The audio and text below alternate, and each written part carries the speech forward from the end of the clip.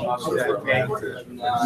I think I can do that. What? Why would you have to take this to me? Unnatural.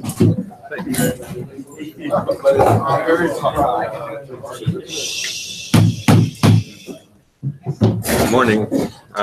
Today's daf, as this entire month, is sponsored by Sayyid and Sima Hicken in memory, in honor of the Elul and Yom Noraim, and in memory of Sayyid's father, Moshe Ben Bashi HaKohen, and our Limud Torah should be a Slitzvah Aliyah of his Neshama. Ironically, I've had getting this morning halacha l'maisa questions on yesterday's daf. That's hard. I apologize because yesterday in the daf there was on Amud Aleph and Hamad Aleph there was a part that I apologize. I felt like I didn't have it clear enough in my mind and I perhaps didn't explain it fully. So if I beg the indulgence, not that part. I beg the indulgence of those who did it themselves or had a better Maggid Shir. But I'm just very quickly going to walk through outside the Shakavatariya on Nunhei Amud Aleph about the question that we asked about an Oved Kochavim who performs an act of Mishkav Behema, that an act of bestiality. And the question in particular there was that our Mishnah, in explaining why an animal that's the object of an act of bestiality gets killed, what did the animal do wrong? And the Gemara said two things. It had both takala, the idea that the animal brought about sin, the kolon, and that it brought about embarrassment or an element of shame, that people would see the animal and say that's the animal that the Reuven was with. So the question is, in the case of a guy, the Gemara's assumption is that there is a case of an aveira because the guy is not allowed to commit this act, but it's perhaps in that society not as didn't have the element of shame. So the question is, do you need both of them? And therefore, in the case of Oved Kochavim who's committing this, an Oved Kochavim who's committing this act, that perhaps because there is no shame, that the animal would not get killed, or do we say that it's enough that there's just sin there, and since there's sin in this case too, the animal will get killed? To which Rav Sheshis answered and said that yes, the animal should get killed. Why? Because we see from Asherah tree that it gets destroyed on the basis of takala, that it caused sin, and even though the Asherah tree, we're not dealing there with a case of shame. So you see that the and from the language of that brisa, it seems clear that sin is enough. So the Gemara had a problem with that. So the Gemara said, if you're right that when the animal or an object brings about sin without shame, that the animal gets killed, then how come it's true that if a guy bows down to a behema, serves a behema as an idol, so you should say that it should get killed, in which case it would become asur b'hana. It should get killed and it should be asur b'hana. And yet we know the halacha is that that's not so. So it seems to imply that even in a case where there is an aveira, like there would be in a case of someone who bows down to an animal, but there's no shame because it's a form of avodah zarah. Avodah zarah didn't have shame attached to it.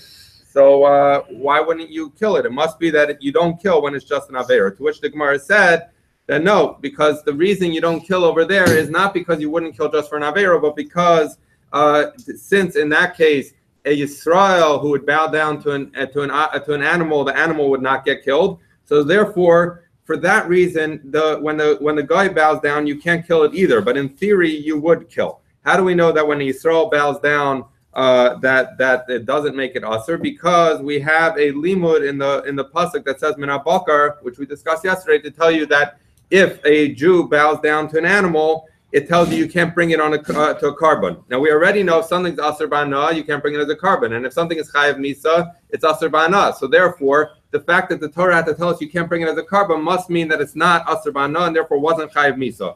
So that's Rav Shesh's answer, is that if it's not the reason, it's not that aveira alone isn't enough. It's just that in that case, because we know that if Yisrael would do it, it's not asur. So then therefore we can't kill it for when an Oved Kochavim does it. So the Gemara says, but wait, that doesn't make sense, because in other words, he's saying that's not necessarily the case that a Yisrael would that it would be permitted, that it should automatically be permitted. What's the basis on which the Gemara asks this question? It says as follows: that we know, not we reference min bakar, but when it says min behema, it tells you that even an animal that was the subject of mishkav behema, which we know for certain does get killed and would be aser b'hana, and yet the Torah says you can't bring it for a carbon. So by the cheshbon we were making before, that if the Torah says you can't bring it for a carbon, it must be because it's mutter b'hana. We know it's not true in that case. So therefore, how do we explain why the Torah needed to tell us that an animal that was the subject of bestiality can't be brought as a carbon? It must be talking about a case where the animal couldn't be executed for some technical reason. Perhaps there was one aid, or as Hodas Balim, the person himself admitted it. So therefore, we say that when the Torah comes to tell us you can't bring it as a carbon, is addressing not an ordinary case where someone bowed down to it, but a case where by some technicality you weren't able to kill it. So therefore, what are we left off with? We're left off with that, in theory, the pasuk does not preclude. A pasuk does not prove to us that in a regular case where a Jew bows down to it that it's mutter. So therefore, if in theory there's nothing that precludes us from saying it's aser, so then the question goes back to Rav Sheshes. Rav Sheshes, if you're right that avera is enough, and there's nothing, then you should say that when an Oved Kochavim bows down to an animal, it should get killed. Now you'll tell me that it's different because a Jew bows down, it doesn't get killed. He said, Enokanami, you should say the same thing by a Jew. So therefore, it's a question on Rav Sheshes, to which Abaye gave an answer, and Abaye came and said, I don't hold necessarily like Rav Sheshes, who says that it's enough with Aver, but I agree with his psak, and his psak being that the animal gets killed. Why? According to Abaye, because there is, in other words, the reason to get killed in the case of a person a guy who commits bestiality with the animal is because A, there's a sin, a guy shouldn't have done it, and B, there's a lot of shame. What's the significance of a lot of shame? Because that explains, according to Abaye, why when a guy bows down as opposed to commits an act of bestiality, when the guy bows down, the reason that the animal does not get killed in that case is because the shame of bowing down of avodah zarah is much less. So what Abaye is saying is what you need, according to him, is you need avera and you need a great deal of shame. So he disagrees with Rav Sheshes on his reason, who says avera is enough, but he agrees with him in the psak that a guy who commits bestiality with an animal, the animal would get killed. Rava gives a different teretz, and Rava says that no. And the way the Rishonim understand it is maybe Rava's agreeing with Rav Sheshes that avera is enough, but he adds that there needs to be hana with the animal. And again, we explained this yesterday, but just not the Shak V'Tayr well. Or else maybe he disagrees with Rav Sheshes and requires both avera and shame, but he also has this element that the animal needs to have hana from it, and that explains the distinction between why when the guy commits an act of bestiality, the animal is killed because the animal had some hana, whereas in the case when the guy bows down to the animal, the animal did not get hana, and therefore it's insufficient because you need that element of hana either in conjunction with avera or in conjunction with avera and shame. You need that element of hana to make the animal subject to the death penalty. In both Abaye and Rava, we ask, well, what do you see? In other words, you're telling me you need either a lot of shame or you need this element of hana. What about the Asherah tree, where there is not a lot of shame and there is no hana? So we say that's not a question because the halacha is different by Balei Chayim, by animals, because the Torah is chas on it. To that, the Gemara then tried to bring a raya from our Mishnah, which brought us to the question of Rav Hamnuna, and we decided that our Mishnah clearly answers the question of either Rav Sheshes or Rav Hamnuna, but we don't know which one, and that was the Shak V'Tayr of yesterday's Gemara. Okay, again, my apologies for having to repeat it, but I felt we should make it clear. Okay, we're picking up Nun Hey Amud Beis at the Mishnah, 2 lines from the bottom. Hamagadev. So we're going through. We had in our original Mishnah in this parak, we had 18 things, 18 isurim that have a isur skila. One of them was Megadef. Megadef is what we were calling someone who blasphemes Hashem. We're going to get into detail about what exactly does that mean, and then we're going to move on to a fascinating topic, which will occupy us for a number of days now, about the Sheva Mitzvahs B'nai Noach. Okay, Hamagadef, someone who curses Hashem, Eino Chayev Ad Sheyifarish Hashem. He has to actually say the name of Hashem. What does Rashi says? This means that if someone hears someone else say the name of Hashem, and that person says that name should be cursed, that's insufficient. They have to actually say the Shem Hashem, and they have to curse it. And we'll see exactly what it means when to curse it, and what form does that need to take. Okay, so that's one halacha. Rabbi Yeshua ben Karcha. Rabbi Yeshua ben Karcha says as follows: B'chol yom danin es edim b'kinoi. That as we go through this case, and where we have someone on trial for Rahman al-Tzam for cursing the Rabban Shalom, for cursing Hashem, that every day when we're dealing with the edim, we don't use the name of Hashem that they used to curse, because that's an embarrassment to use the Shem Hashem for no reason. So what would they do? They would make up a different name. And the Mishnah gives the example of Yake Yossi es Yossi, that Yossi should hit Yossi, because that's a form when someone curses the Rabban Shalom, as Rashi points out. This is the form, as you say, the name of Hashem should curse the name of Hashem, something like that, or Hashem should curse the name of Hashem. So therefore, they would say Yake Yossi es Yossi, that Yossi should hit Yossi using the name Yossi instead of the name the Shem Havaya, the Yud Kei Vav Kei. Now, Rashi points out something interesting. He says two reasons why the Mishnah picked Yossi. One is because Yossi is also 4 letters, just like the Shem Havaya, and also because if you add up Yossi, which adds is the same gematria as the word Elokim, which actually has very interesting application for something in the Rambam. But we're not going to get into it today because I already started late. Okay, but but meaning the example Rashi gave has halachic significance. But in any event, so the Bezdin would make up a name Yossi instead of saying the Shem Hashem. But continues the Mishnah, Nigmar Adin. But when it comes time and you're gonna execute him, you believe the Eidim, you believe everything, you believe he had the Asra he needed, and all those things. At this point, to really wrap up the case, it's not enough that we've been using this word Yossi instead of the name of Shem Havaya. Lo hargim b'kinoi lo hargim b'kinoi. At this point, we actually have to hear the name. We have to hear exactly what did he say. So ela motzian kol adam lachutz. They send everyone out other than the judges and the witnesses, and they sholen es hagadosh beinehem. They asked the older of the witnesses, v'amar, they said to him, Emar masha shemata b'feirush. Tell us exactly what the guy said. When you think he cursed the Rabban Shalom, what did he say? What were the words? V'hu omer, and he says exactly what he heard. And what would happen then? Because obviously he's saying the Shem Havaya, he's saying the name of the Rabban Shalom. He says, "V'adayanim omim araglei," and the judges would get up on their feet. V'korin, they would tear their clothing. V'lo ma'achin, they would never repair that clothing. Much like when someone is in Aval, they don't repair the clothing that they tore kriya on. And we'll get into that later in the Gemara about why that works that way. But basically, when the judges heard, because he literally repeated a curse of the Rabban Shalom, they would tear kriya. Now, it's bad enough that the first guy had to say it. We figured out the second guy doesn't have to say it. Vasheni Omer Afani Kamohu. He said, I also heard exactly what he just said, but he doesn't have to actually repeat it, because once it's been established in court exactly what words were used by the first witness, and the second witness could just say, yes, I heard that same thing as well. Vashlishi Omer Afani Kamohu. If there's a third witness, he also says that's the same thing I heard. They don't repeat it again. Okay. So the Gemara says, Tana, and this is what I was saying Rashi alludes to when Rashi says that the Mishnah is alluding to when it says, Yaka Yossi es Yossi, it says, Achi Yivarach Shem b'Shem. That what has to happen is that they need to say that Hashem, the name of Hashem should curse the name of Hashem, or Hashem should hit Hashem, so that's a form of a curse. But basically you have this double element.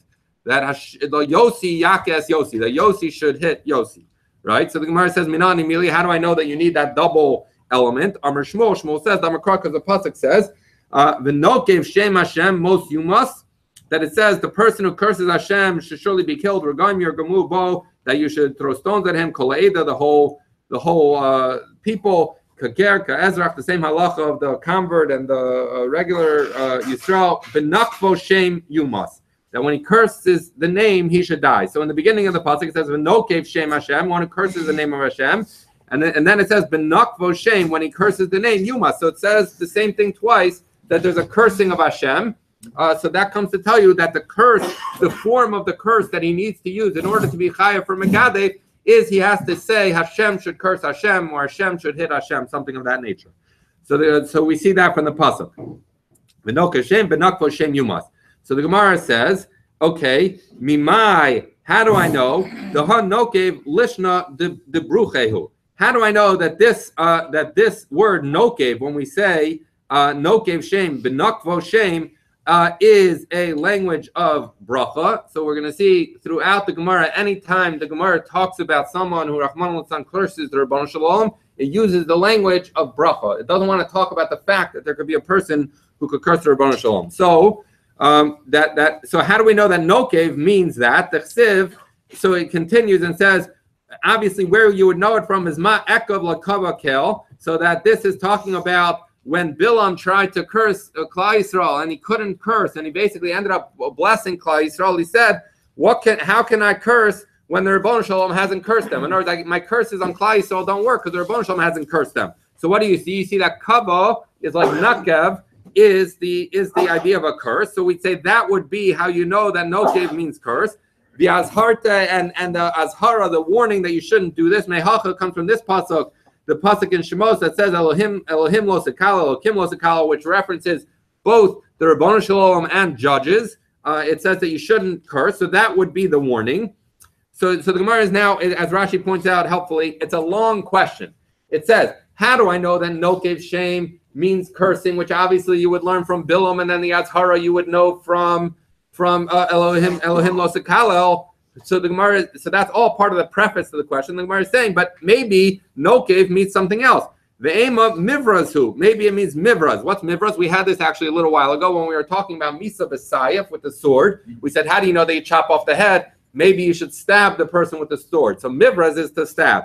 So what's he suggesting here is that maybe the isser, that what it's talking about, nokev shem, benakvo shem yumas, that nekev is like the word whole. It means that maybe it's if he stabs the name of Hashem. So there's a cloth, there's a Sefer Torah, and a person takes a knife and stabs the name of Hashem and cuts a hole in that. And maybe that's what the word nokev means when it says v'nokev shem Hashem. Dichsiv, why would you think that the word nokev means to stab or to cut? Because it says vayikov chur bedalso. What is that? That pasuk is written by, we know that when Yehoiash became king, Asalia, his grandmother, had been destroying the Beis HaMikdash, and he wanted to collect money for repairing the Beis HaMikdash. And he tried the system he had where the Kohanim could collect money, go fundraise. He found that wasn't working, so he said, I have a new system that people are going to come to. The Kohanim can't keep the money anymore, and they're not responsible for fixing the Beis HaMikdash. Rather, when people come, they're going to deposit the money in the box, and that box is going to go to repairing the Beis HaMikdash. But in any event, it says that Yehoiada HaKohen, he drilled a hole in the box that they then used to collect all the money. So what do you see? You see that the word vayikov is to make a hole in something.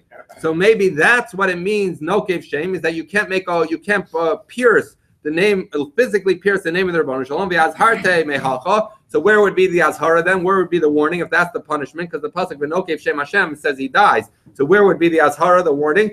Because it says v'ibadatem hashmam lo sasun ken Hashem elokechem. It says that you should destroy the names of false gods. And you should not do so to Hashem Elokechem. So therefore, we would say that you should not destroy the name of Hashem. That would be the azhara, the warning, and then the pasuk of Enokev Shem Hashem would be coming to tell you the punishment for piercing the name of Hashem. So the Gemara says that's not a good explanation of what Enokev Shem Hashem means. Why? Because Ba'ina Shem Bashem Veleka. Remember, because it said Enokev Shem and it said Benakvo Shem, it said both. So we learned that there has to be the name needs to curse the name. So if you're talking about piercing the name of Hashem, what does it mean that the name is going to pierce the name? It doesn't make sense. The Ema, so the Gemara says, maybe it does. The Manach Shtei Shemas Ha'adadi Ubazalahu. So it says maybe what you do is, in order to be over the Isser, you take two pieces of cloth, you put the Shem Hashem on both, and you stick a knife through. So what's the theory? The theory is that the knife is going to pierce the first Shem Hashem, and I guess that Shem Hashem is going to pierce the Shem Hashem behind it. So now you have the shame piercing the shame. So the Gemara says, "Hahu nokev v'chozav v'nokev hu." So he says no, because that's not. At the end of the day, it's the knife that's piercing both names. It's not that the knife goes into the first one and the first one pierces the second one. The knife goes into the first one, it proceeds through that cloth and gets to the second one and pierces it also. So you don't have the name piercing the name. So the Gemara says, so the Gemara says, okay, fine. So maybe what we're talking about is he engraves the name of Hashem on the tip of a knife, and then he takes that knife and pierces the name of Hashem that's written on a cloth, and therefore you have the name piercing the name. So the Gemara says, he says, you still don't have the name piercing the name, because even though you've written the name of Hashem on the knife, at the end of the day, it's the point of the knife that's destroying the second shame. It's not the shame that's destroying the shame. So therefore, the Gemara says, okay, fine, I accept that a no-cave shame does not mean piercing or making a hole in the name of Hashem. So we say, okay, maybe it means Ema Prushi Shmei. Maybe it means that you explain the name of Hashem. Which Rashi says is, actually, there's a lot of question about exactly what this means. It means either that a person says the letters of the Shem Hashem. We say Yud Kei Vav Kei. We don't say the Hey in its proper place, which we're going to see on I think on Daf Tzadi about why that's so. So it could mean that someone says the letters of the name, or it could mean that he pronounces the name the way it's written, or else Rashi also adds that it could be that he talks about Perusha, that basically the elements of understanding the name of Hashem he articulates in ways that he shouldn't in the context of a curse. So maybe it means that maybe it means that he explains the name of Hashem. The Ksiv, why would we think that is no cave? That the word no cave means that the Ksiv, because it's written by Yikach Moshe V'Aaron es Hanashim Ha'ela Shenikvu B'Shemos. That this is at the beginning of Bamidbar, when the Rebbeinu Shalom takes Elitzur ben Shtayur and all these people for each of the things, and then it says Moshe Aaron took the people who were nikvu b'shemos, who were specified by name. So you see that the word nekev, which when it says v'nokev shem Hashem, could mean that you articulate or you pronounce or you specify the name of Hashem. So maybe it's not talking about cursing, and it's talking about just explaining or articulating the name of Hashem. Azharte, what would be the azhara, the warning for that? Mehacha, from this, because it says that the pasuk says you should fear Hashem your God, and if you fear Hashem your God, part of that is not saying the name of Hashem explicitly. So the Gemara has a problem with this. First of all, we know because it says nokev and v'nakvu that you need shem b'shem. If all you're doing is you're explaining, so you can't explain the name with the name. It doesn't make sense. Number one, v'leka, you don't have that. And second of all, he says, what are you telling me? In each case, we identify what's the structure of the Gemara is, what's a possible explanation we can have for the word no cave, followed by what would be the azhara. In our case, we said the azhara, the warning would be as Hashem Elokecha Tira, that you should fear Hashem. But as Hashem Elokecha Tira is a mitzvah say, it's a positive commandment telling you to fear Hashem. So in azhara, when we say that every time there's an aveira, in order to be punished, there needs to be a warning telling you not to do it, and there needs to be a punishment. If you're implying it from a mitzvah say, that's not a valid azhara. So therefore, your structure doesn't work. Alternatively, I could give you a different answer. Amar Kra, the pasuk says, Vayika Vayikalel. So this is all these psukim that we're talking about, the Nakvu Shem, is talking about the story of the Makalel. That there was a person who cursed the Rebbeinu Shalom, and they brought him to Moshe Rabbeinu, and Moshe Rabbeinu asked Hashem, and Hashem said, you should take him out to stone him. So the pasuk immediately before the pasuk that says V'nokev Shem Hashem is a pasuk. I'm sorry, the pasuk a few before, at the beginning, at the second pasuk, I think, in the description of the story of the Makala, it says Vayikov ben Ha'isha Yisraelis, because it mentioned in the first pasuk that this Makala was the son of a Jewish woman and a Mitzri father. So it says this Isha, the son of this Isha Yisraelis, Vayikov Hashem Vayikala. So he was Yikov, the name, and he cursed. So you see, Lememra the Nokev Klalahu. Because since it starts Vayikov and Vayikala, so when it says Vayikov is that he pronounced or articulated the name and he cursed. So you see that articulating and cursing, so Kav and Klala are the same thing. So you were trying to say that Kav, that Nakav should be explaining it or saying it outright, but you see from that pasuk that Vayikov and Vayikala are part of the same thing. Lememra the Nokev Klalahu, to tell you that Nokev means curse, so you can't say it means to pronounce it. So the Gemara says, so it says, no, maybe the pasuk when it says Vayikov ben Aisha Yisrael says Hashem Vayikalo is telling you that in order to be over on the Isser D'Oraisa of Megadef, you need to pronounce the name of Hashem and then curse it. So maybe pronouncing is its own Avera. So the Gemara says, Lo Sakadaita, he shouldn't think that the Ksiv, because it's written after Moshe Rabbeinu says, it speaks to the Rebbeinu Shalom, he says, Hotias HaMakalal al Michutz HaMachna, that you should take the cursor out. So what do you see? That he's a guy who cursed. V'lo Ksiv Hotias HaNokev HaMakalal, don't take out the guy who pronounced or announced the name of Hashem and then cursed it. So you see that the element that causes the Isser Misa is cursing, and therefore Vayikov and Vayikala have to be the same thing. If those are the same things, then it would tell you that V'nakvu Shem means they curse, not that they pronounced and curse. Follow the end. Why don't we all just use that whole time? Because it's saying Vayikala in the pasuk that is not the pasuk of the Onish. The pasuk of the Onish is this pasuk V'nokev Shem Hashem. So we know that the person who does Nokev Shem Hashem is the one who gets killed. So the question is, what does Nokev mean? So we were trying to establish from various psukim around Tanakh, but now we were trying to establish from the pasuk a few psukim before, when it says Vayikov Shem Vayikala, which the Gemara is saying is clearly the same thing, shows you that Vayikov, which is like V'nakvu, tells you that the way to translate V'nakvu is curse. So that's what we're dealing with, is that the pasuk that has the onish, the pasuk that tells us that a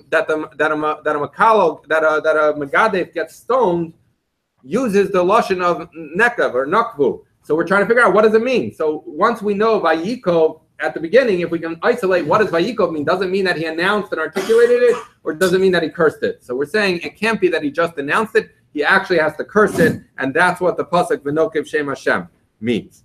Okay? So we see from this that Nokev and Makala are the same thing, and therefore we have completed our understanding of that the pasuk that says V'nokev Shem Hashem, V'nakvu Shem, that has a double, is talking about cursing Hashem, and therefore you have to say it in a language of Hashem is cursing Hashem. That's the way it has to work. Tanu Rabbanan, Ish Matam Lomer. So we're darshaning the pasuk, which is the one that came immediately before the pasuk V'nokev Shem Hashem. It says, "V'al b'nei Yisrael to daber." You should speak to b'nei Yisrael, saying, "Lamar," saying, "Ish, a man, ki yikal alohav." When he curses his God, v'nasa cheto, he should carry his sin. Okay. So now the Gemara is bring us a brayso that dashes that pasuk. Ish matam lomer. What does it mean to say ish? Ish l'rabos esa'ovde kachavim shemuzharna birkas Hashem ki Yisrael. So he says as follows. This brayso says, why do you have the extra word ish to tell you ish that ish would be enough to tell you that Yisrael is chayav for cursing Hashem? But when it adds the second ish, it comes to tell you not only Yisrael but even Avot Kochavim is chayav for that ki Yisrael, just like Yisrael. But there's a distinction, menina haragin ela b'sayev. But even though a Jew who curses the Rabbon Shalom, as we've been discussing, which is why we're discussing at this point in the Mishnayos, gets skila, that if a guy does it who's over on one of the Shavah Mitzvahs b'nei Noach, which is cursing Hashem, he gets killed with a sword. Shekol misa ha'amura b'nei Noach eina ela b'sayev, because the pasuk by in Bereshis, when it says Horeg Adam, that it uses a language of Hidam Adam Ba'adam Damo Yishafech, that his blood should be spilled, which is the misa that's bloody, is sayef, is chopping off the head, because strangulation, stoning, and pouring the molten lead, those aren't bloody. So the one that's bloody is sayef. So you see that the only thing that's written by Shavah Mitzvahs b'nei Noach is sayef. So therefore, even though we're saying that a guy is chayav for cursing Hashem just like a Jew, there's a distinction between them, because a Jew gets skila on a guy because it's only being over one of the Shavah Mitzvahs b'nei Noach, gets sayef, gets the sword. So the Gemara asks, so what we're saying is, how do we know that a guy is chayav in Avodah Zarah? In Birchas Hashem, because it says ish in the pasuk. Now the Gemara says, is it true that this is where you learn it from? Mehasam nafka, we learn it from somewhere else, because the pasuk, which we're going to darshan in great detail in shortly, it says in Bereshis, "Vayitzav Hashem Elokim al Adam lemar mikol eitz hagan achal tachol." We're going to darshan that pasuk to learn out all of the Shavah Mitzvahs b'nei Noach, at least according to some views. So Hashem in that pasuk, it says Vayitzav Hashem. Hashem is what teaches us Birchas Hashem. That a guy, the Shavah Mitzvahs b'nei Noach, the one that talks about Birchas Hashem, is learned from the word Hashem in that pasuk in Bereshis. So why are you telling me it's learned from ish? It should be. We know that it's learned from the word Hashem in Bereshis.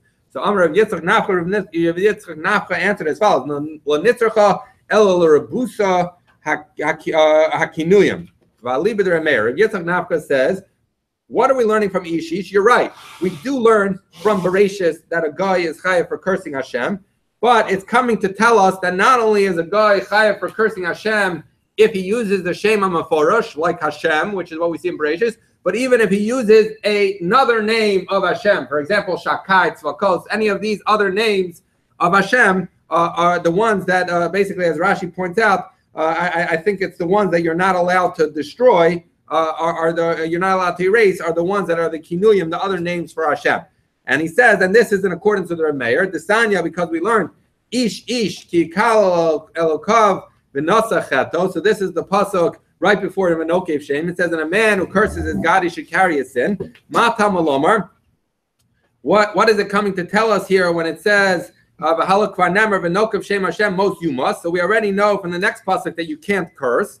Lefisha Nemar I'm sorry. So the Gemara says, why are you telling me if a person curses, he carries a sin, telling you that you're not allowed to curse? I already know it from the next pasuk, which says, "V'nokev Shem Hashem mos yumas," he should surely die. So the Gemara says, Lefisha Nemar v'nokev Shem mos yumas. If it only wrote Nokev Shem Hashem yumas, I might say Yachal lo yehi chayav el Hashem hamiyuchad bilvad. That I would say maybe it's only coming to tell you that if he uses the Shem Havaya. But Minay and the rabbis kol hakinuyim, how do I know to add all of the other names of Hashem? Talmud Omer ish ki kalav mikol makom, using any name. Divrei Rabbi Meir. So Rabbi Meir says as follows: that how do I know that a guy is chayav for birchas Hashem?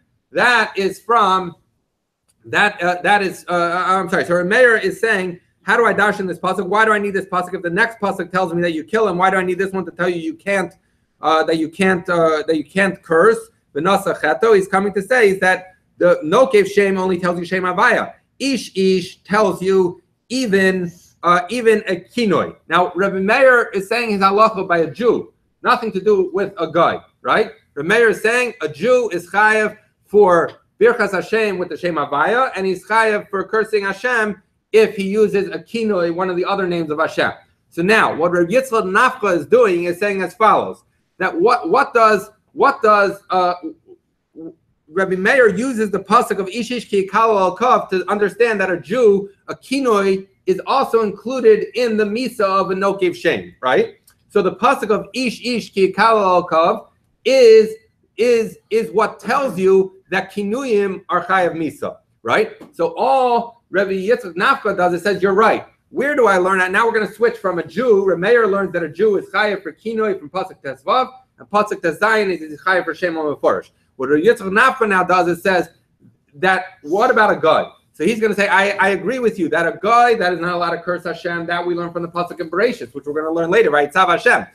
But how do I know that a guy is chayav for kinoi? Is because the same pasuk that Rabbi Meir used to understand kinoi by a Jew starts ish, so it has the extra word ish. And so that's why it has the extra word ish to extend kinoi, which comes from that pasuk, according to Rabbi Meir, by a Jew, to extend it also to a guy. So guy, the primary Shem Havaya is learned from Bereshis, and the kinoi is learned from that same pasuk that Rabbi Meir used to learn for a Jew, but he adds it because it says ish. Okay, so that's the view of Rabbi Meir. But finishing the brayso, the Chacham said, Al Hashem am yuchad b'misa, v'al kinuyim b'azhara. He says no, that the pasuk v'nokev shem is talking about the Shem Hashem, that's the Shem Havaya, that's who gets killed.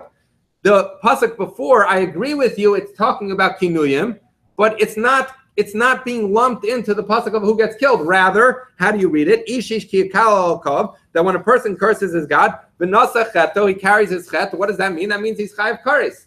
So therefore, but he's not chayav misa of skila. That's how the Rabbanan learn it. So a fundamental machlokas are Meir and the Chachamim, which is are goyim chayav. I'm sorry. Are Jews even chayav for a kinoi? They're definitely not allowed to do it. There's an azhara against it, and there might be an element of kares, but that it's not begeder miso. Whereas Reb Meir holds that not only is that a Jew is absolutely begeder misa even for using the kinoi of Hashem, and Rabbi Yitzchak Nafcha extends that to a guy. Okay, so what did we see? we see that according to Rabbi Yitzchak Nafcha, the Chachamim hold that neither a Jew nor a guy that according to him, the Chachamim say that a Jew is chayav only for Shem HaMiyuchad, but a Jew is not chayav for the Kinuyim. This argues on the view of Rabbi Yaisha. The Amar Rabbi Yaisha ben Noach Shapir says Hashem b'Kinuyim l'Rabbanon chayav. So we said that a Jew is not chayav for Kinui. So a Jew is not chayav for Kinui. But Rabbi Yaisha says that even a guy who does it b'Kinuyim, according to Rabbanon, is chayav. My timer, the Amar Kra, because the pasuk says kager ka'ezrach. Ger va'ezrach hu debinim b'nakvu shem avol v'kochavim afilu b'kinoi. So he learns as follows, that the pasuk says, we read it before, but let's just read it again. V'nokev shem Hashem, someone who curses the name of Hashem, most yumas, he should surely die. Regom yirgamu vol, regom yirgamu vol kol ha'eda. The whole nation should stone him. Kager ka'ezrach, and it writes in there, the same is true of a ger, of a convert to Judaism, ka'ezrach, of a regular person in Klal Yisrael. B'nakvo shem, when they curse the shame, it should be yumas, they get killed. So the question the pasuk did, the question that Rabbi Yash is dealing with is, what did it come to say, kager ka'ezrach, that a ger and a regular Jew are similar? Who would have thought they're different? So it must be coming to make an exclusion of some sort. So what we're going to understand is that according to Rabbi Yaisha, that the pasuk that's written by a Jew, v'nokev shem mos yumas, says that you're only chayav for the shem hameforish, but that excludes kager ka'ezrach. Kager ka'ezrach says it's only a ger and a Jew who have this, but a guy is treated differently. How is a guy treated differently? He's treated differently, that he's chayav even for kinoi, right? Even for another one of the names of Hashem. So therefore, what do you have? You have so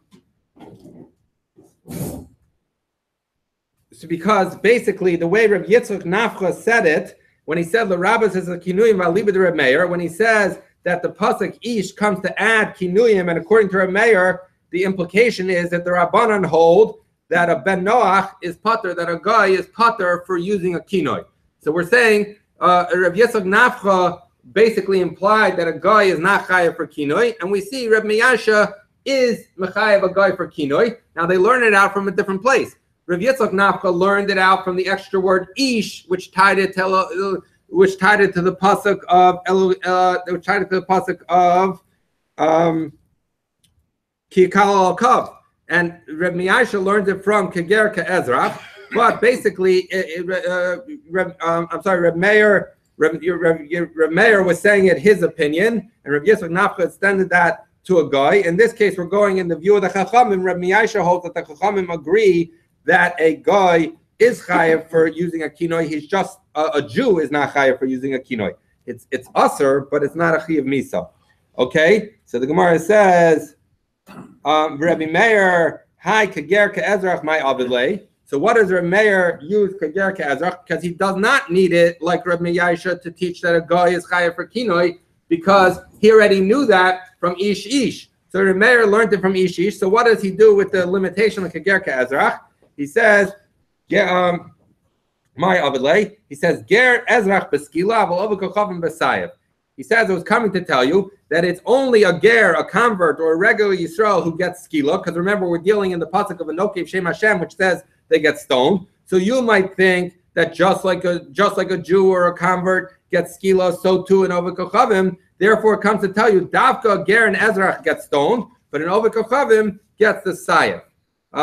So Kadaita Amina, I might have thought, Hoyel Israbu is Rabu, that since you've added, according to a mayor, you added a guy into the Isser of Misa. Well, how? Because the pasuk before you wrote ish ish, that ish ish, and therefore we added in a guy who uses a kinoi, and then the next pasuk says you kill them with stoning. So you might think that even the guy gets stoned. Kamashmula, no, that just like any of the Shavim Mitzvot B'nai Noach, he get killed with the sword. Okay, Reb Yitzchak Nafcha Aliva the Rabbanan, Hi Kiker Ke'ezrach my Avidlei. So he's saying, okay, Reb Yitzchak Nafcha, who learns out, who implies that the Rabbanan are not mechayev a ger who uses kinoi. So then what do they do with Ger Ezrach? Because remember, according to Rabbi Yaisha, the Chachamim use Ger Ezrach to tell you that a guy is chayav for kinoi, for using one of the other names of Hashem. But according to Yitzchak Nafcha, that's not true, because according to Yitzchak Nafcha, the Rabbanan don't hold that a guy is chayav. They don't hold that a guy is chayav for kinoi. So my avalei, what do they do with Ger Ezrach? Ger Ezrach hu beinan shem b'shem, avalav kochavim lo beinan shem b'shem. So now, by the way, as Rashi points out, you might say, well, maybe it's coming to tell you that the pasuk v'nokev shem, the v'nokev shem doesn't apply to that the skila does not apply to a guy.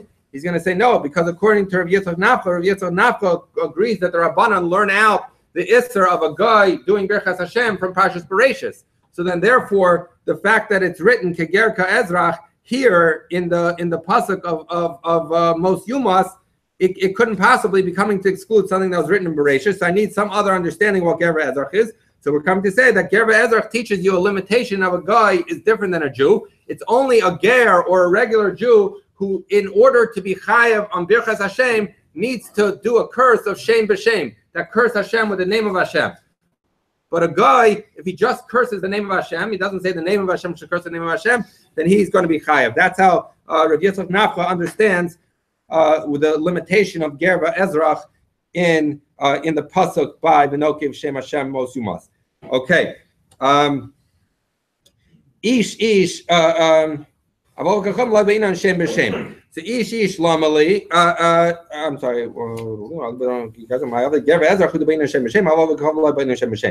Ish lamali. So he says, okay, according to him, Reb Miyaisha learns from Ger Ezrach that a guy is chayav for kinoi, while Rav Yitzchak Nafcha holds that it doesn't apply at all. A guy is not chayav for kinoi according to Chachamim. So neither of them use ish to learn that a guy, which is what we understood in the halacha of Reb Meir, that ish came to add a guy, but now according to the Chachamim, no one holds that he uses ish to add a guy. So what do you do with the pasuk ish that it doubled the language of ish? The Torah says nothing. The Gemara says nothing different. Torah kolashim b'nei adam. That the fact that it wrote ish is just the way people used to speak, and there's not a necessarily limud to add a guy, because depending on whether you're Reb Miyaisha or Reb Yitzchak Nafka, either you don't need to add a guy or you've already added it from Keger Ezrach. You don't need ish. Okay, now we're going to jump into the topic of Sheva Mitzvahs B'nei Noach. Okay, Tana Rabbanan Sheva Mitzvahs Nitztavu B'nei Noach. The sons of Noach were commanded in 7 mitzvahs. What are they? Dinin. Lots of discussion about what dinin means. Let's just say it means you have to set up a system of justice, a justice system. Ubirchas Hashem, as we've been discussing, cursing Hashem. Avodah Zarah, number 3. Gilui Arayas, number 4. Rashi points out all elements of Gilui Arayas other than Nara Murasa, which is excluded based on a pasuk by the story with Avimelech. But basically, all the other Arayas, a guy can't do either. That's Ushvichas Damim is number 5. Murder, the Gezel, and theft, Ve'ever Menachai, and taking a aver, a limb from a living animal.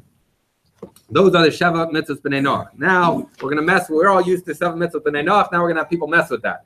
Okay. Rav Chananya ben Gamla or ben Gamliel Omer Af al Adam Menachai. It's not 7, it's really 8, because they're also chayav for someone who takes blood from a living animal, drinks blood from a living animal. Rav Chidka Amar, Rav Chidka says, Af al Asiros, that you're also chayav if someone cuts the reproductive organ of sterilizes either a person or an animal, that is one of the Sheva Mitzvahs B'nei Noach. Rabbi Shimon Omer, Rabbi Shimon says, Af al Kishuf, someone who does Kishuf is magic, like witchcraft.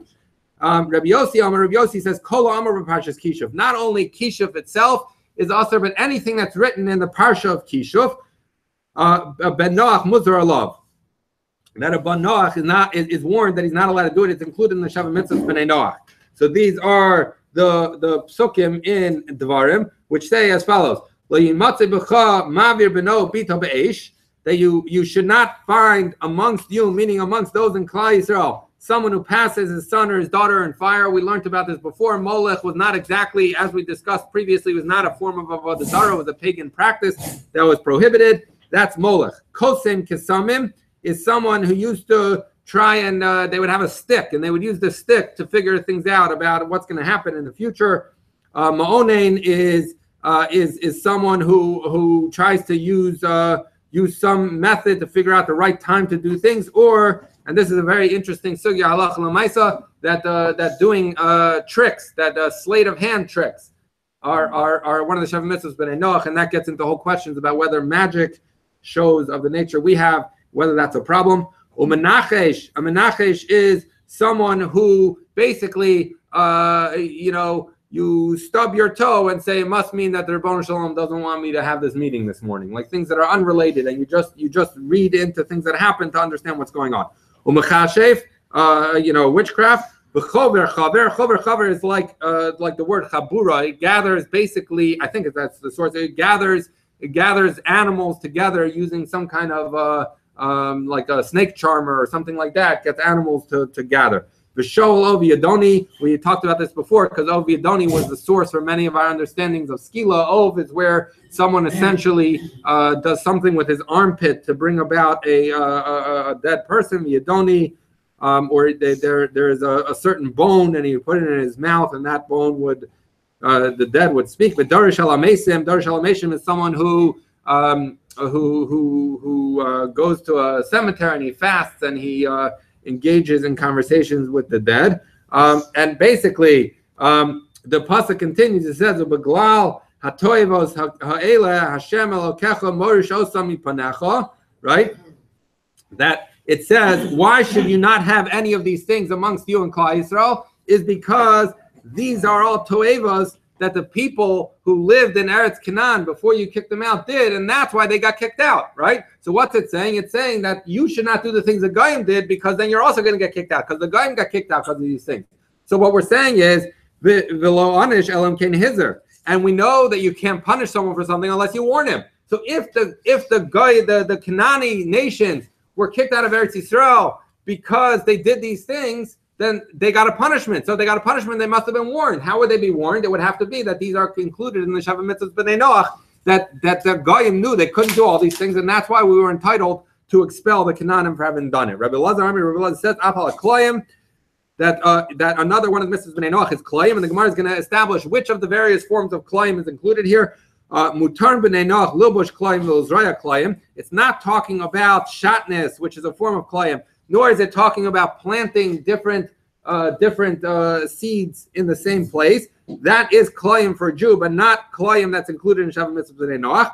Vein asurin ela bahar va'as behema ubahar kavas ilan. Which form of Kloyim is in the Sheva Mitzvahs b'nei Noach? To mate two different kinds of animals, two species of animals, or to graft together two different kinds of trees. I didn't have a chance to look at it. I'm not sure what about. There's also Kloyim of plowing with two different kind of animals. I'm not sure whether that fits into the permitted or the not permitted. Okay, minahani mili. So now we have Sheva Mitzvahs b'nei Noach, and then we have a bunch of things that were added that people said these are also included in Sheva Mitzvahs b'nei Noach. Minahani mili. How do I know the Sheva Mitzvahs b'nei Noach, the basic 7 that we started about? And we're going to see there's a little bit of machlokas about what the basic 7 are, but the one that we presented, how do we know it? Amar Yochanan says Amar Kra, because the pasuk says, and this is the pasuk I referenced before, Vayitzav Hashem Elokim Ela Adam Leimar Mikol Eitz Hagana Chol Tochal. That Hashem Elokim commanded Adam, saying, from all the trees of the garden you may eat. Now, the Gemara is understanding that this pasuk is entirely unnecessary, because we already knew that Adam was allowed to partake of Gan Eden. So therefore, what was the point of saying all this? So it's all for a drasha to say the Sheva Mitzvahs b'nei Noach. Vayetzav. So when the pasuk, we're going to take it word by word, and each of them is going to include one of the Sheva Mitzvahs b'nei Noach. Vayetzav. When it says Vayetzav Ela Dinin, this is telling you that you have to have a system of justice. V'cheinu Omer. How do I know? Because it says in the pasuk, Ki Yedativ L'man Asher Yitzav Es Banav Es Beiso Achrav. Where is this talking about? This was by the story when the Ribono Shel Olam was going to destroy Sodom. And he said, how can I keep this from Avram? He's going to become a Goy Gadol, and I know that he's going to command his kids to serve me and not to go after Okim Acherim, right? So therefore, what do you see? You see that, So he says that he's going to command his kids after me. And therefore, give me 1 second. Let's just find the pasuk that he says. I'm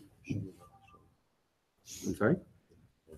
Yeah. So it says that. Hold on. Let me just find the.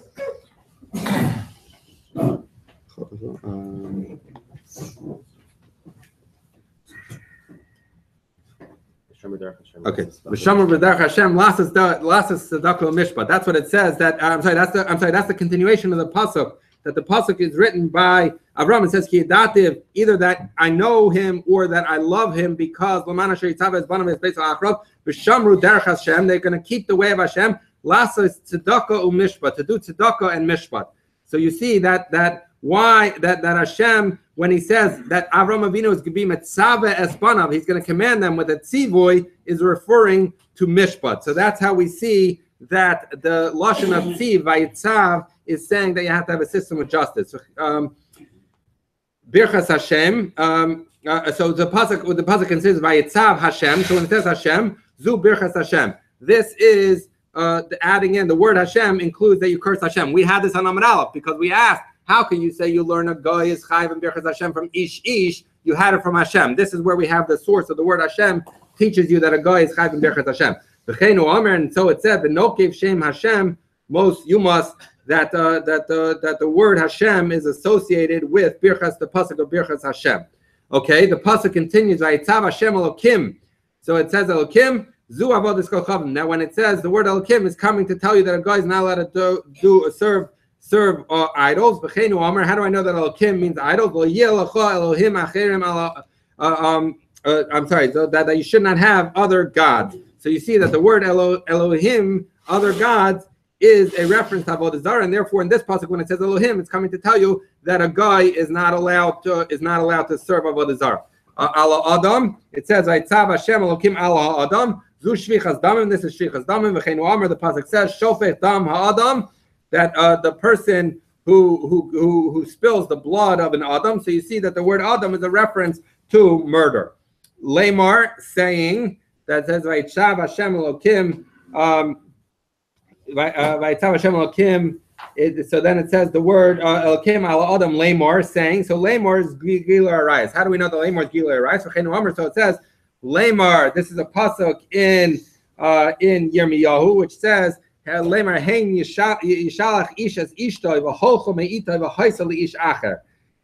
points out, this is talking about the concept of marriage you see associated with the word lamor, which is at the beginning of that pasuk in Yirmiyahu. So that's how we know that lamor comes to cover Gila Arayas.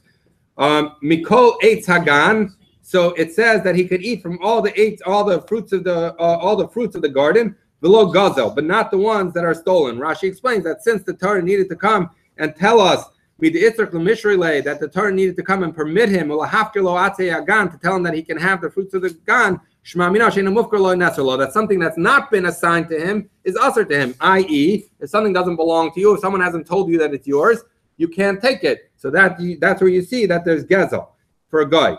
You should surely eat because what are we saying? Achol, something that is food, tochel, you should eat, but not something that is not food like Ever Menachai. Okay, so that is how we know the Sheva Mitzvahs B'nai Noach from the pasuk of Vayitzav Hashem. So now, Ki Aser Rav Yitzchak Tani Ifcha. Rav Yitzchak learned the opposite. He said he's not disagreeing about what the Sheva Mitzvahs B'nai Noach are. He just switches how you learn out two of them. He switches the word. So Vayitzav, which we understood tzav to mean that you have to set up a system of courts. Zu avodas kol chavim. That's avodas kol chavim. And Elohim, which we understood to mean avodas kol chavim, he says zu din, and this is setting up courts. So he swaps them. So now we have to figure out why does he assume that it swaps? So Bishlam Elohim zu dinim, according to him, that he says the word Elohim tells you that you have to set up courts. The siv, that makes sense because it says v'nikra balabayis Elohim, that the balabayis draws close to the judge, right? So it's talking about judges, and therefore it makes sense that that the word Elokim could be talking about dinim.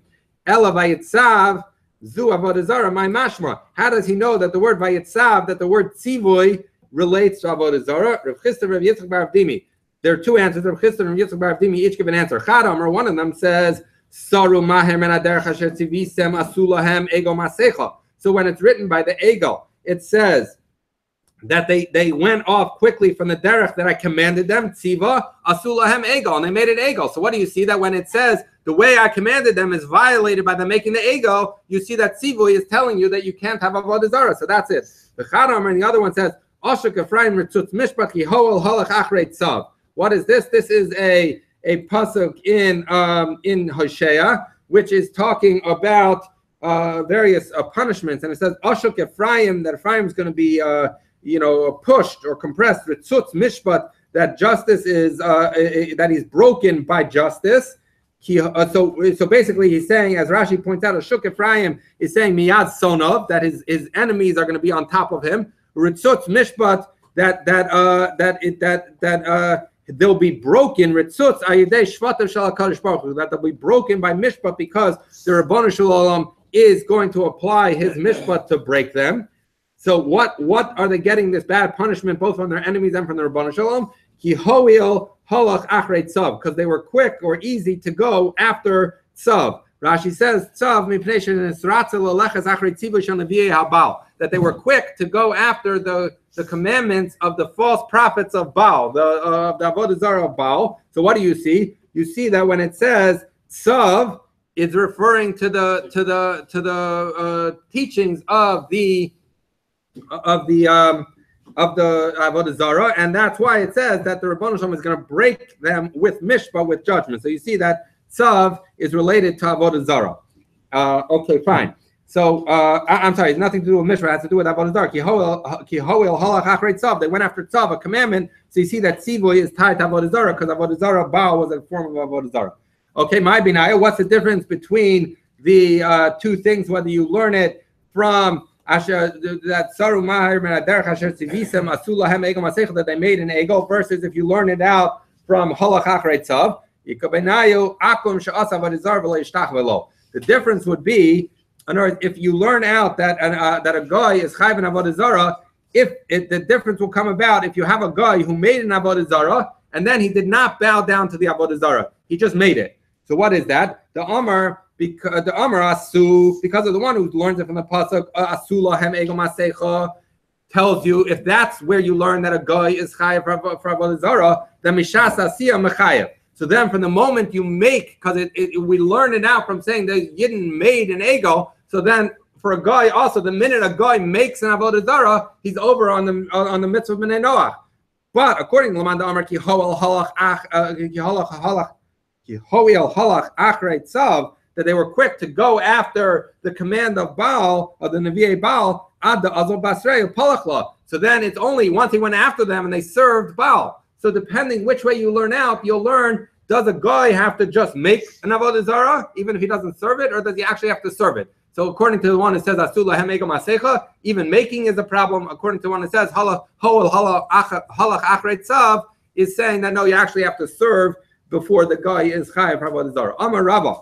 So now we're going to get a little off on this tangent for a moment about is umi ikol aman da'amar akum shasal avodah zarah v'lo yishtachva lo chayav. Because we said, according to the ones who learn it from the Baal, from Tzav, that in fact, I'm sorry, the other way. According to the ones that say we learn it from the Ego Masecha,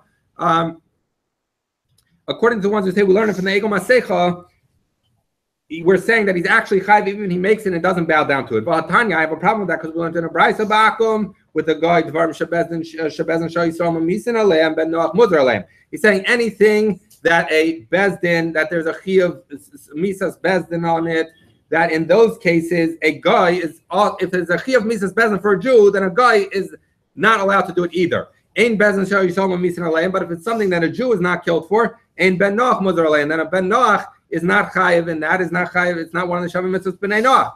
So l'miyute mai, what is that coming to exclude? Lav l'miyute akum shas avodah zarah v'lo yishtachav v'lo. Isn't it coming to exclude a case of a guy who makes avodah zarah and doesn't bow down to it? Why? Because we know that if a Jew makes avodah zarah and doesn't bow down to it, a Jew making avodah zarah is usher, but it's not something that we give him misas bezdin. So therefore, if the brayso tells us that when there's no misas bezdin, there's no warning on the person to say he shouldn't do it, right? So then a guy is not chayav for it. So how could you say that anyone holds that a guy is chayav if he makes avodah zarah and doesn't bow down to it? Because a Jew's not chayav in it, so therefore a guy shouldn't be chayav into it. So the Gemara says, no, it's not coming to exclude that case. Amar Papa Lolo miyute gifuf v'nishuk.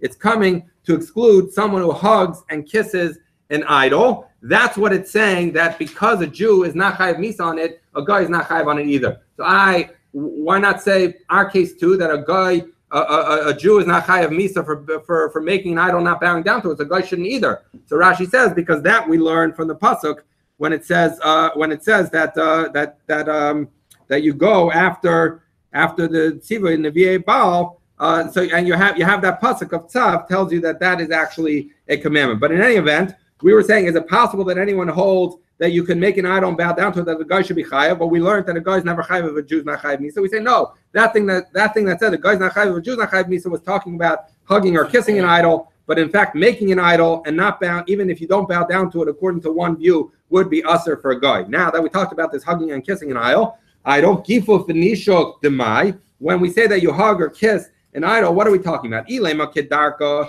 If you're telling me that is the proper way to serve this idol is by hugging or kissing it, barkatalahu, that he should get killed, because even a Jew would get killed. A Jew would get killed, and therefore a guy should get killed. If the proper way to serve an idol was to hug it and kiss it, and a Jew hugged and kissed it, then he would be chayav misa. So what's the case that we said a Jew is not chayav and therefore a guy is not chayav? When, let's say you have a Baal Pa'ar was an avodah zarah they used to defecate to, or a Markulis they would throw a stone at. So if you throw a stone, you're chayav misa. If you walked up to Markulis and gave him a big hug, as a Jew, you're usher to do that, but you're not chayav misa for doing that. And therefore, because the Jew's not chayav misa, a guy is not mitzvah in that either. And if a guy walked up to Markulis and gave it a big hug, he wouldn't be chayav misa either. It would not be one of the shav mitzvahs b'nei Noach. Okay, dinin. So we said that dinin, that the b'nei Noach, dinin, that judge, that having a system of justice was one of the Sheva Mitzvahs B'nai Noach. So the Gemara says, Dinin B'nai Noach, if good. Is it true that B'nai Noach, that one of the Sheva Mitzvahs B'nai Noach is that they have to have a system of justice? Tanya, we learned in the Brisa, Eser Mitzvahs and Stavi Yisrael B'Mara, that there were 10 mitzvahs that Klal Yisrael was commanded in Mara. Where was Mara? After they crossed over, they had Kriyas Yam Suf, the Yidden went to Mara, and in Mara, they were given 10 commandments. This precedes Matan Torah. Okay, so the Brisa tells us that there were 10 commandments given in Mara. Sheva shekiblu aleim b'nei Noach. The 7 mitzvahs b'nei Noach were commanded on the Yidden in Mara.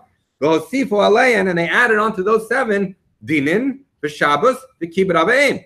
So they added dinin and Shabbos and kibbut avim. So the question, the Gemara is going to digress for a moment to say, how do we know it added dinin and Shabbos and kibbut avim? But for the moment, the question is, if you're saying the Sheva mitzvahs b'nei Noach includes dinim, then how could you say that in Mara they got 10, the Sheva mitzvahs b'nei Noach plus Dinan?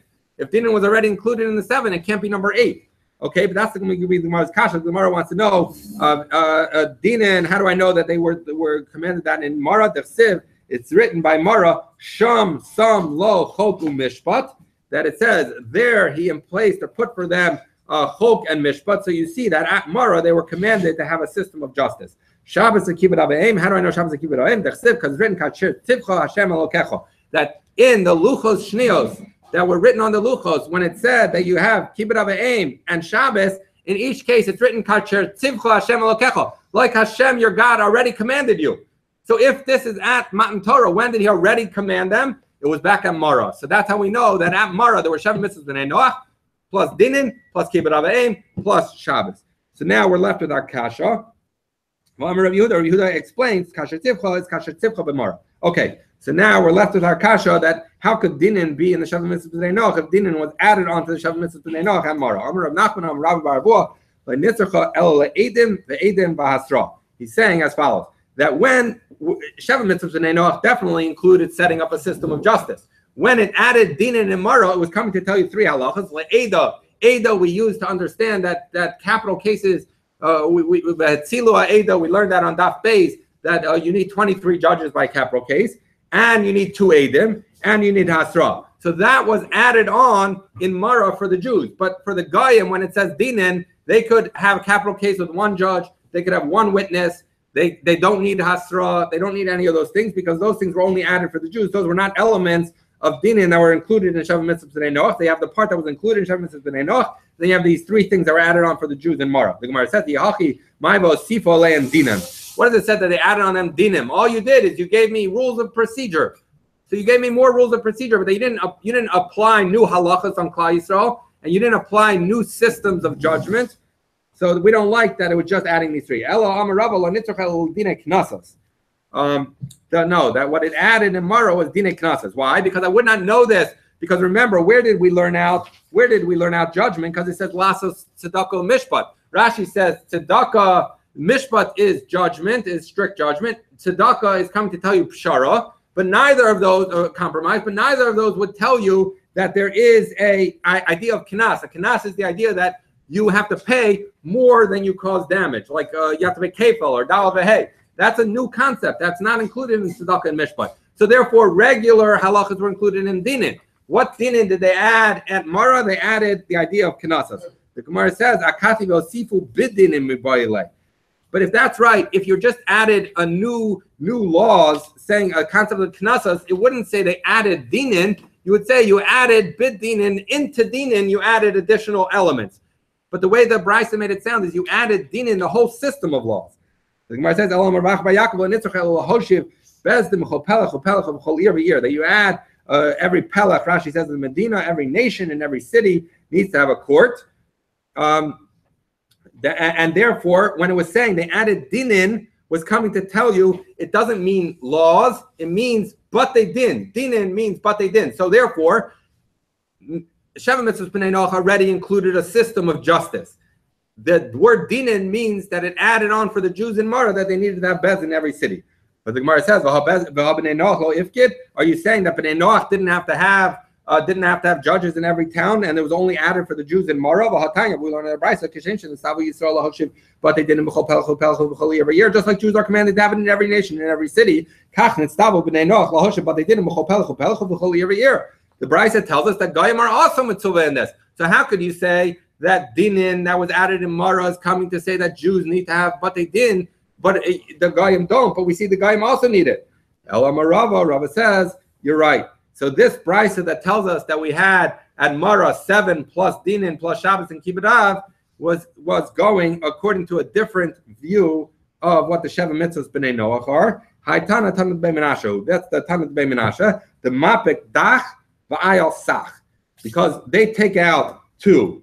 They take out dach, which is dinin, and the chaf in this case is the chaf from Birchas Hashem. So the Tana B'nai Menashe hold that dinin was not included in the Sheva Mitzvah B'nai Noach, nor was Birchas Hashem cursing Hashem, but they added into the Sheva Mitzvah B'nai Noach sach, which is sirus, which is sterilizing a person or a behemoth, uklayim, and the Isser of Klayim. So what do we end up with? According to the Tana B'nai Menashe, dinin was never included in the Sheva Mitzvah B'nai Noach. So therefore, you have the Sheva Mitzvah B'nai Noach. In Mara was added on for Klal Yisrael, dinin, kibbutz avim, and Shabbos. So now we understand how we answer that Brisa. The Tana B'nai Menashe, because we learned the B'nai Menashe, Sheva Mitzvah and Stavim B'nai Noach. What is their list of 7? Avodah Zarah, Gilui Arayis, Shechus Damim, Gezel, Ve'Iver, Menachai. All those are common with the first version we did, the first 5. But the last 2, that the Tana B'nai Menashe includes the Sirus Uklayim.